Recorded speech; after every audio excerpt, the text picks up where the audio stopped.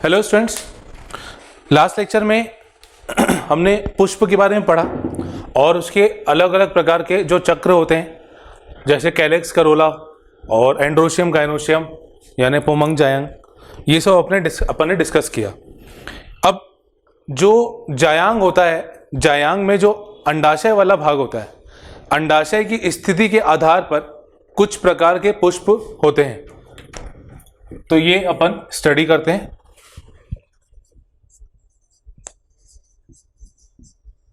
अंडाशय की स्थिति के अनुसार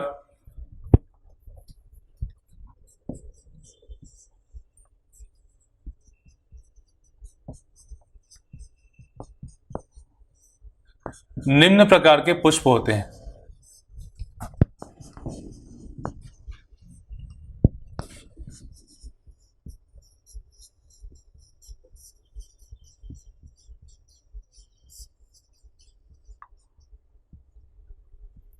इसमें पहला होता है अधोजायांग पुष्प।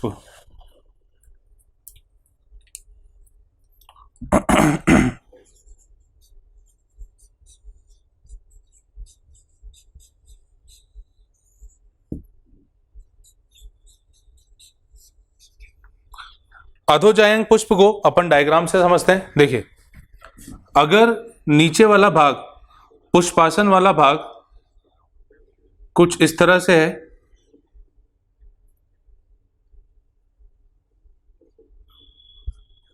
और अंडाशय वाला भाग इसके ऊपर है और बाकी के चक्र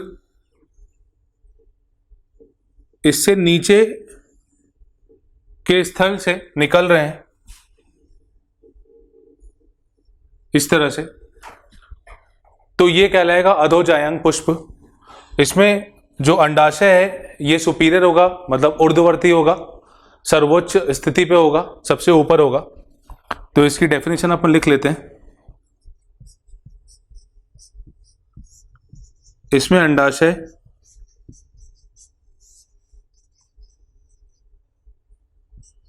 ऊर्ध्ववर्ती यानी सुपीरियर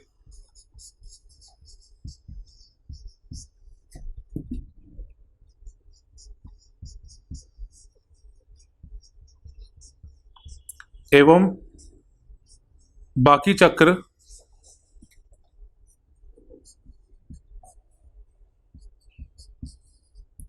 इसके नीचे स्थित स्थान से निकलते हैं।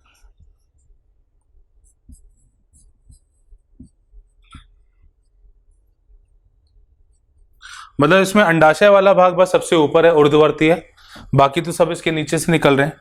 उदाहरण है इसमें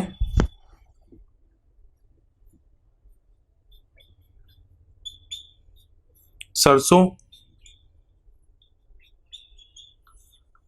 गुड़हल,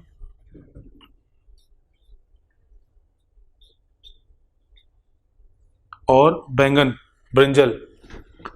तो ये है पहला अधोजायांग पुष्प। दूसरा है इसमें अधिजायांग पुष्प। इसमें जो पुष्पासन वाला भाग होता है ये अंदर की तरफ घूम जाता है, कुछ इस तरह से बन जाता है, और अंडाशय यहां से इस तरह से स्थित होता है, और बाकी के चक्र जो होते हैं वो इसके ऊपर वाले स्थान से निकलते हैं।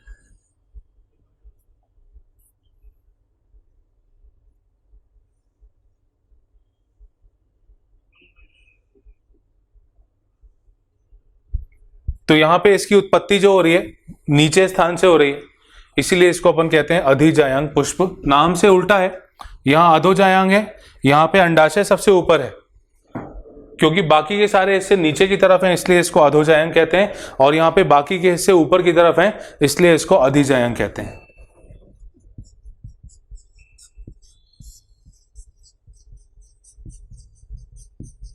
इसमें पुष्पासन भाग अंदर की ओर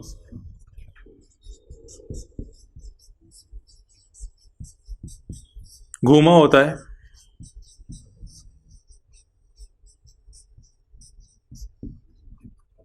एवं अंडाशय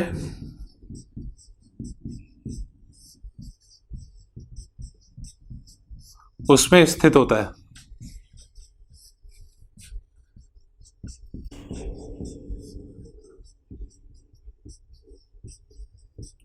जबकि बाकी अंग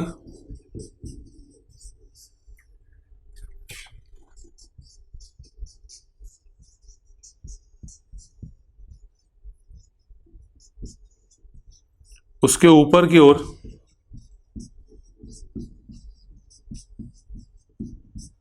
होते हैं।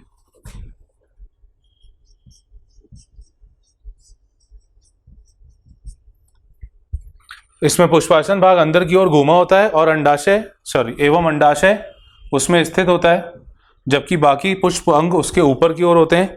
इसका उदाहरण है अमरूद,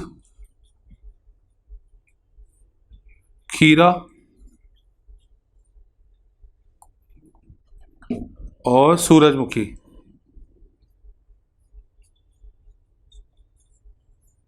सूरजमुखी में जो रे फ्लोरेट्स होते हैं, अष्टपुष्पक होते हैं, वो इसका उदाहरण, सूरजमुखी के जो अष्टपुष्पक होते हैं वो इसका उदाहरण है। तो ये अंडाशय की स्थिति पे दो प्रकार के पुष्प, एक तीसरा प्रकार का भी पुष्प होता है जो अपन स्टडी करेंगे। इसमें तीसरे प्रकार का पुष्प है परिजायंग पुष्प।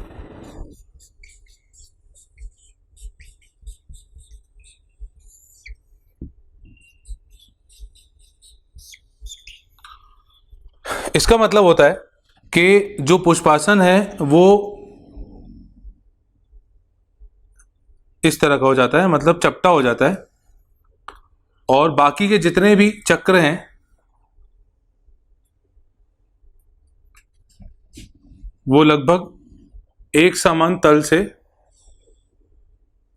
निकलते हैं।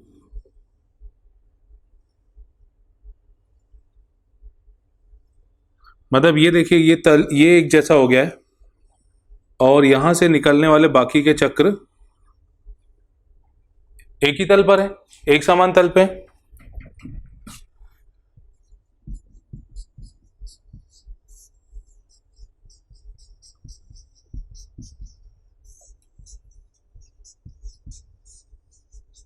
इसमें पुष्पासन चपटा हो जाता है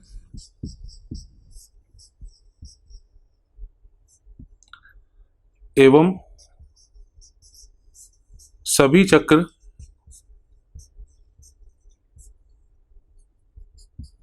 एक समान तल पर स्थित होते हैं।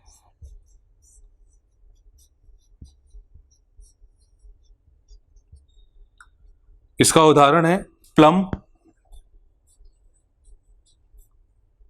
प्लम मतलब जैसे आलू बुखारा हो गया, बेर हो गई, उसमें इस तरह का उदाहरण देखा जाता है, इस तरह की व्यवस्था देखी जाती है। प्लम, फिर अड़ू जिसको अपन पीच कहते हैं,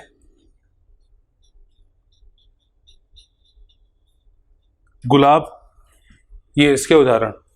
तो पुष्प की स्थिति के आधार पर तीन प्रकार के पुष्प अपन ने देखे, अधोजायंग, अधिजायंग और परिजायंग पुष्प। नेक्स्ट स्टार्ट करते हैं पुष्प क्रम के बारे में। तो नेक्स्ट टॉपिक है पुष्प क्रम, जिसको अपन कहते हैं इन्फ्लोरेसेंस।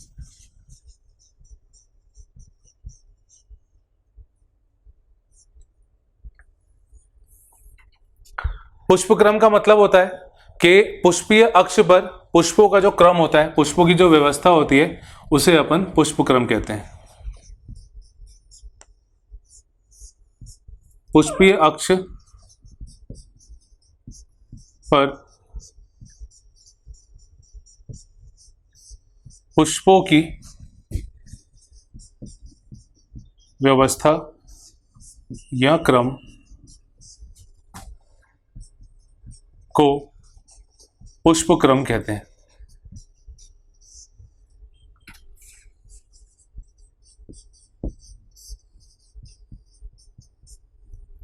अब पुष्प क्रम कुछ प्रकार का होता है, जैसे मैं इसको एक मोटे तौर पे विभाजित करूं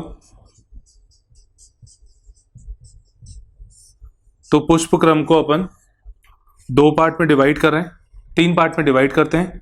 पहला होता है असीमाक्षी, दूसरा होता है ससीमाक्षी,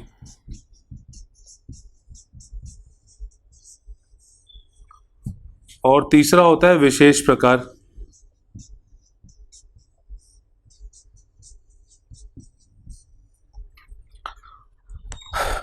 जब पुष्पीय अक्ष जो होता है वो लगातार वृद्धि करता जाता है, तब उसे अपन कहते हैं असीमाक्षी।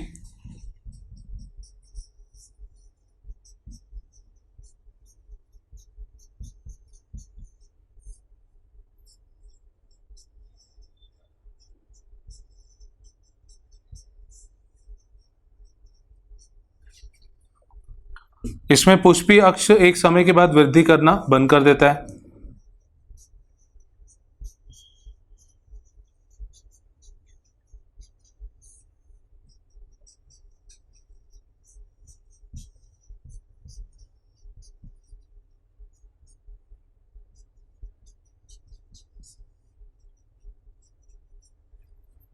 और तीसरा है विशेष प्रकार, तो इसमें कुछ अलग प्रकार के पुष्प आते हैं, पुष्पग्राम आता है, जैसे हाइपेंथोडियम हो गया, कूट चक्रक हो गया, इस तरह के इसमें अपन उदाहरण देखते हैं।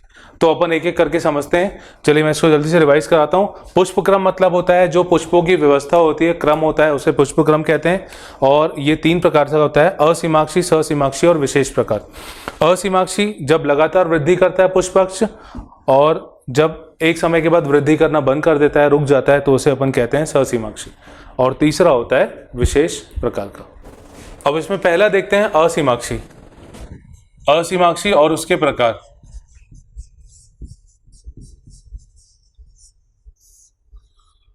अभी अपन ने इसकी परिभाषा देखी थी, तो अब इसके अपन सीधे प्रकार की बात करते हैं। इसमें सबसे पहला होता है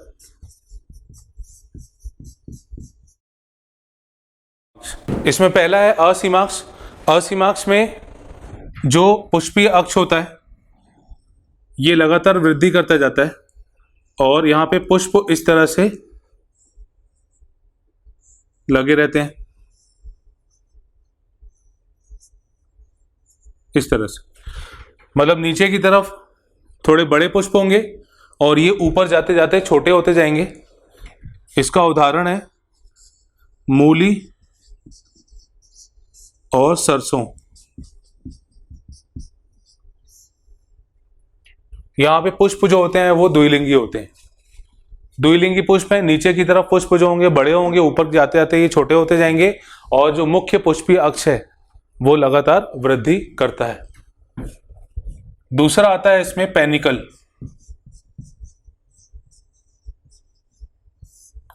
पेनिकल मतलब जब कई सारे असीमाक्ष पुष्पक्रम इसमें लगे रहते हैं।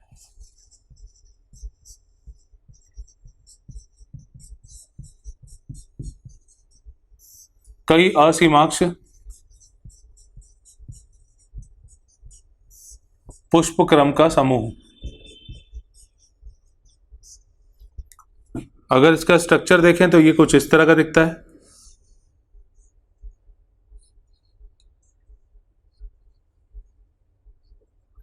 अब जैसे ये देखिए, ये एक संरचना थी और ये एक यहां पे लगा हुआ है, इसी तरह यहां पे भी होगा और ऐसे यहां पे भी होगा।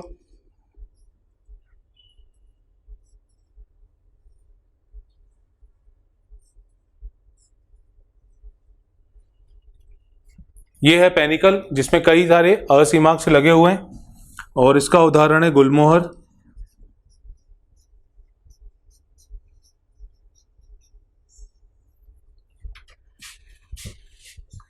तीसरा आता है स्पाइक।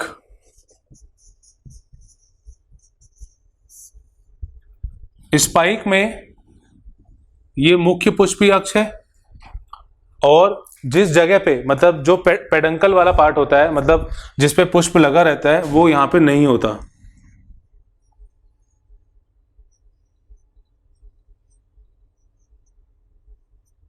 इस तरह से पुष्प यहां पे लगे होते हैं, मतलब यहाँ पे जो छोटा पुष्पीय अक्ष होता है जिसपे पुष्प लगे होते हैं वो नहीं होता है, और मुख्य जो इसका अक्ष होता है वो लगातार वृद्धि करता जाता है।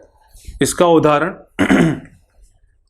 ये जो पोएसी फैमिली के सदस्य हैं, मतलब जिसमें धान वगैरह आता है, वो उसमें ये इस तरह का पुष्पक्रम देखा जाता है।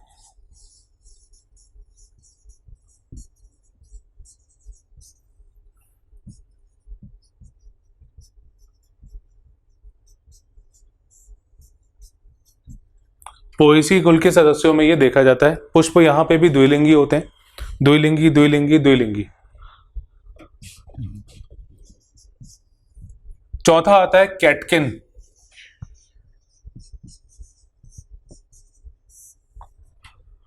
कैटकिन प्रकार का जो पुष्पक्रम होता है उसमें पुष्पीय अक्ष नीचे की तरफ, और ये पुष्प इसमें नीचे की तरफ होते हैं, मतलब ये ऊपर वाला भाग, ये नीचे वाला भाग, फिर ये ऊपर, फिर ये ऊपर, मतलब वृद्धि जो होगी वो इस दिशा में होगी। तो यहाँ पे जो पुष्प होते हैं वो एक लिंगी होते हैं, ये ध्यान रखने वाली बात है। यहाँ पे पुष्प द्विलिंगी, फिर द्विलिंगी, फिर द्विलिंगी, पर यहाँ पे एक लिंगी पुष्प होते हैं। पुष्प का जो आकार है वो वैसा ही है, मतलब यहाँ पे बड़े फिर छोटे फिर छोटे, जैसा यहाँ पे हो रहा था, बड़े फिर छोटे फिर छोटे, ऐसे ही यहाँ पे होता है। और इसका उदाहरण है शहतूत, मलबरी। मलबरी पादप में यानी शहतूत में ये इस तरह का पुष्पक्रम देखा जाता है। तो असीमाक्षी का पहला हो गया असीमाक्ष, पुष्प इस तरह से व्यवस्था। कई सारे असीमाक्ष मिलके पेनिकल बनाते हैं। स्पाइक जो होता है वो पोएसी कुल के सदस्यों में होता है, जैसे जौ, गेहूं, अनाज मतलब जिसमें आता है उसमें ये होता है। और कैटकिन में जो पुष्प होते हैं वो एक लिंगी होते हैं। इसमें अगला आता है स्पैडिक्स।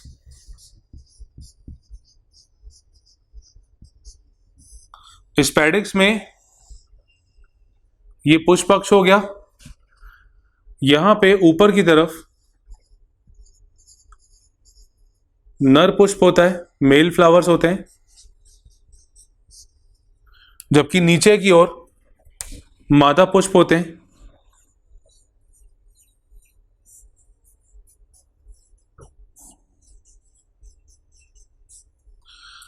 और इसके ऊपर की तरफ, मतलब इस तरह से ये पत्ती जैसी संरचना से घिरा होता है, देखा भी होगा आपने।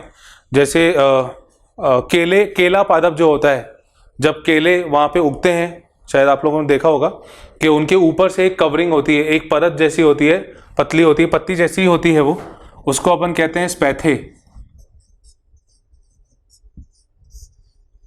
ये ऊपर की जो परत होती है ये रंगीन भी हो सकती है, हरे रंग की होती है और दूसरे रंग की भी हो सकती है, और ये देखा जाता है केले में। और दूसरा उदाहरण है इसका कैना, ये है स्पैडिक्स। अगला आता है कॉरिम।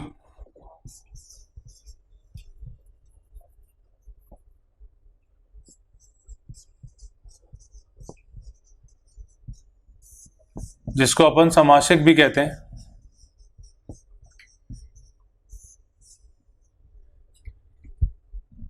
इसमें जो पुष्पीय अक्ष होता है और जो दूसरा अक्ष होता है, मतलब छोटा जिससे पुष्प लगे होते हैं, ये कुछ पुष्प इस तरह से यहां पे लगे होते हैं।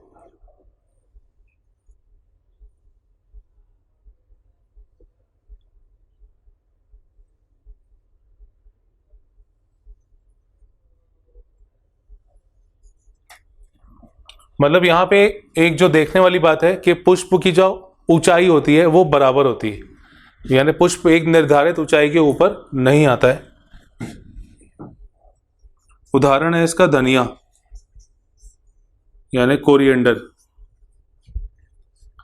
सातवां प्रकार आता है इसमें छत्रक, जिसको अपन अंबल कहते हैं।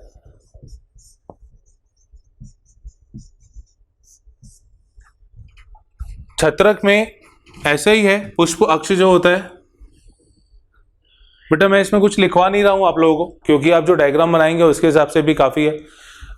अगर अपन एग्जाम के हिसाब से बात करें तो 2014 के बाद इस तरह के क्वेश्चन नहीं पूछे गए, पर फिर भी आपको क्या करना है, आपको इसका जो मेन कैटेगरी का नाम है वो ध्यान रखना है और उसका उदाहरण ध्यान रखना है।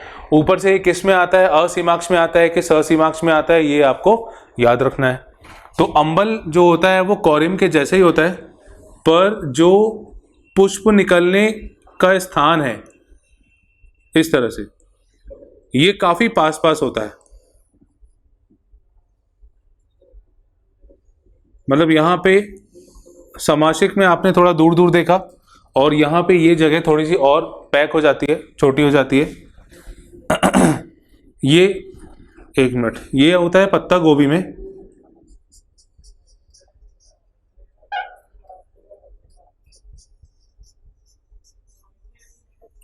और ये होता है धनिया में,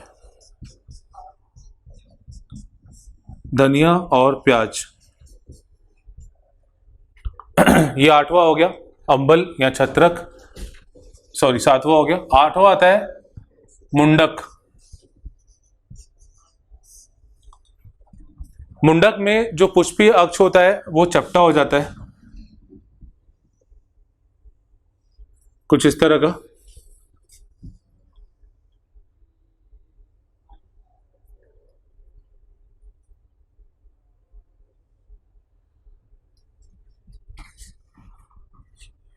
इस तरह से चपटा हो जाता है और यहाँ पे बीच में पुष्प इस तरह से प्रेजेंट होते हैं।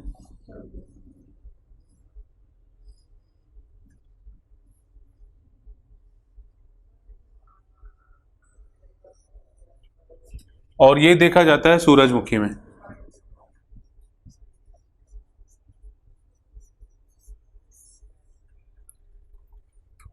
तो असीमाक्षी का अगला प्रकार है स्पैडिक्स। यहाँ पे नर पुष्प होता है ऊपर की तरफ, नीचे की तरफ मादा पुष्प होता है और इसके ऊपर एक पत्ती जैसी संरचना होती है जो इसको ढाक के रखती है, उसको अपन कहते हैं स्पैथे। ये स्पैथे रंगीन हो सकता है, उदाहरण इसका केला, कैना। फिर अगला है कॉरिम। कॉरिम में इसको अपन समासिक कहते हैं और पत्ता गोभी इसका उदाहरण है। इस तरह से पुष्पों की व्यवस्था होती है। जब ये और पास पास हो जाएंगे तब इसको अपन अंबल या छत्रक कहते हैं। धनिया प्याज इसका उदाहरण है। मुंडक, यहाँ पे जो पुष्प अक्ष होता है वो चपटा हो जाता है और उसके ऊपर पुष्प लगे होते हैं। सूरजमुखी में ये देखा जाता है। नेक्स्ट आता है ससीमाक्षी।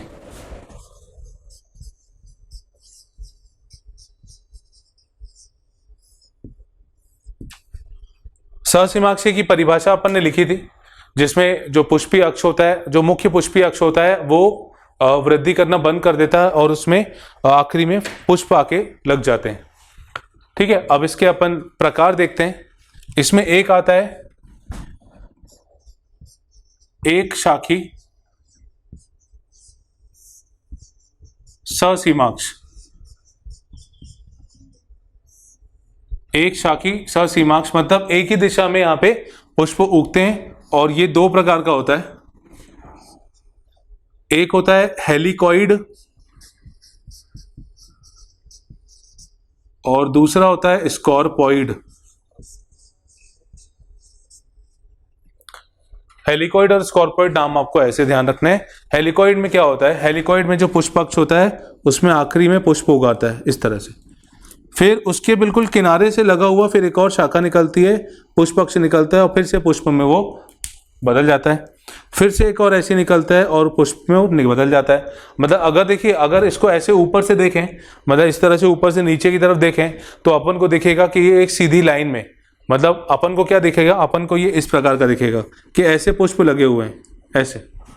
पर ऐसा एक्चुअल में नहीं होता है। ऐसा ये होता है कि पुष्पीय अक्ष जो होता है वो पुष्प में खत्म हो जाता है, एंड हो जाता है, फिर अगला पुष्पीय अक्ष फिर पुष्प में खत्म हो जाता है और इस तरह से आगे ये बढ़ता जाता है। उदाहरण इसका सोलेनेसी कुल के सदस्यों में देखा जाता है। जबकि स्कॉर्पॉइड में क्या है, स्कॉर्पॉइड में जो पुष्प अक्ष होता है इस तरह से पुष्प में बदल जाता है आखिरी में, फिर दूसरा पुष्प जो निकलता है वो इस तरह से पुष्प में बदल जाता है, फिर इस तरह से। मतलब कुल मिला के जो जिगजैग तरीका है, जो जिगजैग तरीका है वो यहाँ पे देखा जा रहा है। जिगजैग रूप में यहाँ पे स्कॉर्पॉइड में देखा जाता है। उदाहरण इसका रननकुलस। ये हो गया एक शाखी सहसीमाक्ष। फिर दूसरा आता है द्विशाखी सहसीमाक्ष।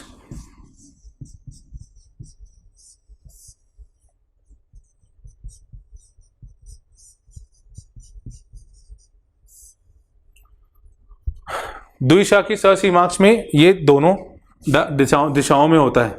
जैसे मान लीजिए इस तरह से यहाँ पे भी हो रहा है और इस तरह से भी हो रहा है, मतलब यहाँ तो अपन एक ही दिशा में देख रहे हैं, इस साइड आगे बढ़ता जा रहा है, यहाँ पे इधर भी और इधर भी। उदाहरण इसका बोगनविलिया।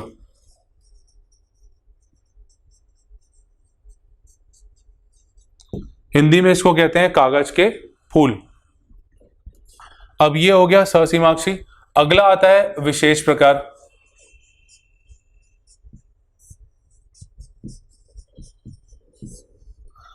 विशेष प्रकार में पहला आता है हाइपेंथोडियम।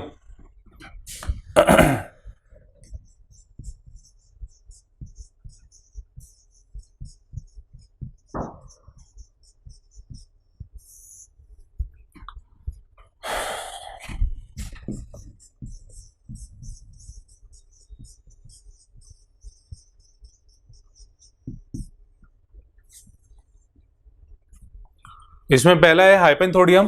हाइपेंथोडियम में जो पुष्पीय अक्ष होता है वो घूम जाता है और इस तरह का दिखने लगता है, कुछ इस तरह का। यहां ऊपर की तरफ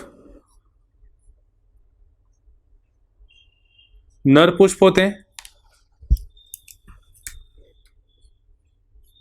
नीचे की तरफ मादा पुष्प होते हैं।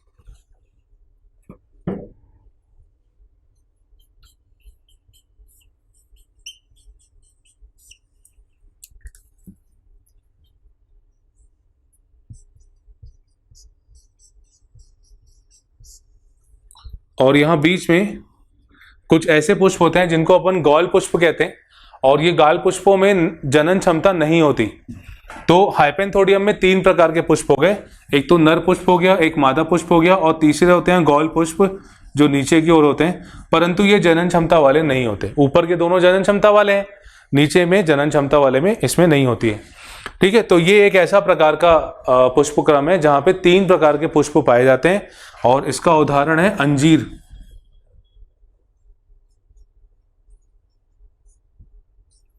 जिसको अपन फिग कहते हैं। अंजीर में अगर परागण की बात करें तो अंजीर परागित होता है ब्लास्टोफेगा कीट के द्वारा।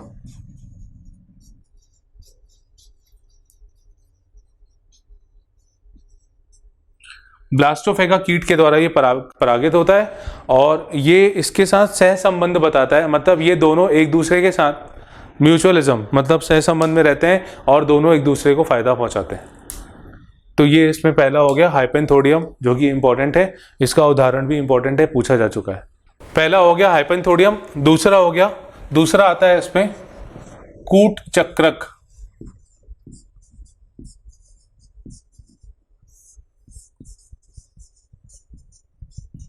जिसको अपन कहते हैं वर्टिसिलास्टर। ये जो कूट चक्रक होता है, इसमें अगर पुष्प की बात करें तो ये इसमें 1 से 2 बार द्विशाखी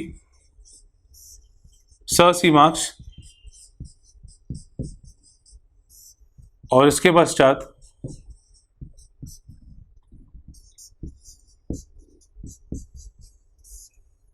एक शाखी सहसीमाक्ष।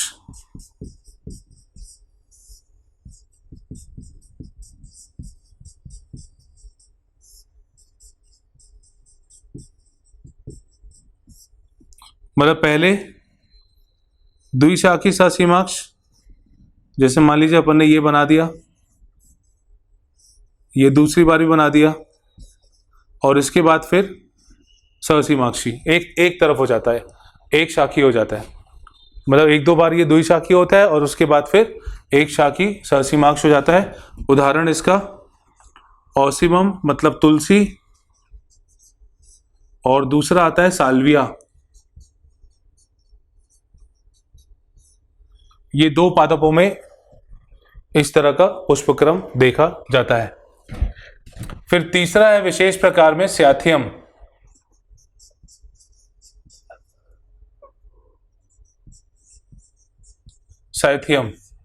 साइथियम में जो यहां पे स्पैथे होता है, स्पैथे जैसे अभी अपन ने किया था, पढ़ा था, जैसे केला पादप में जो केले फ्लावर जो पुष्प होते हैं उसके ऊपर एक परत जैसा, कवच जैसा संरचना जो होती है, वैसे ही यहाँ पे भी होता है। इसको अपन कहते हैं स्पैथे। और ये जो स्पैथे होता है ये रंगीन होता है।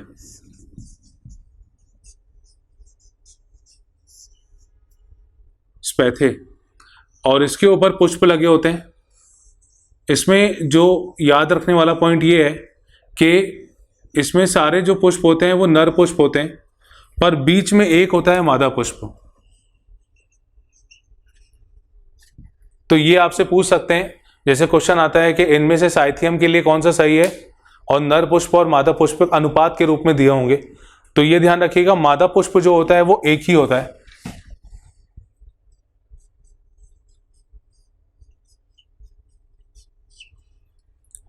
जबकि ये सारे होते हैं नर पुष्प।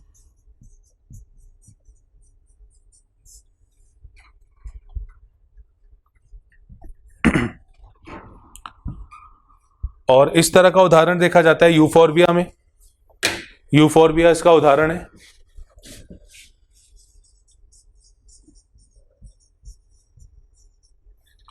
तो ये विशेष प्रकार के पुष्पक्रम में 3 प्रकार का अपन ने देखा। कूटचक्रक, जिसमें पहले 1-2 बार द्विशाखी सहसीमांश होगा, इसके बाद एक शाखी सहसीमांश हो जाएगा। उदाहरण इंपॉर्टेंट है बहुत, तुलसी पूछा जा चुका है क्वेश्चन। फिर तीसरा प्रकार आता है इसमें साइथियम। साइथियम में नर पुष्प और मादा पुष्प होता है। मादा पुष्प एक होता है और नर पुष्प कई सारे होते हैं। बाकी इसमें स्पैथे होता है, और स्पैथे जो होता है ये रंगीन संरचना है, ये अपन को पता है। इसका उदाहरण है यूफोर्बिया। तो आज हमने पुष्प की स्थिति के आधार पर कई प्रकार के पुष्प देखे और पुष्पक्रम डिटेल में पढ़ा। पुष्पक्रम के बारे में बेटा मैं क्लियर कर दूं कि 2014 के आसपास तक इस पे डिटेल में क्वेश्चन आते थे। उसके बाद ऐसा कोई क्वेश्चन बहुत ज़्यादा डिटेल में नहीं पूछा गया, पर फिर भी मैं यही कहूँगा कि आप हेडिंग और उसका एग्जाम्पल ये दोनों नाम ध्यान रखिए। तो अगर कोई ऐसा कोई क्वेश्चन आता है या मैच द कॉलम में आता है तो भी आपको वो बन जाएगा। आने वाली क्लास में हम फल के बारे में पढ़ेंगे, फल किस तरह से बनता है और कितने प्रकार के होते हैं, ये हम आने वाली क्लास में स्टडी करेंगे। आज की क्लास हम यहीं पे फिनिश करते हैं। Thank you.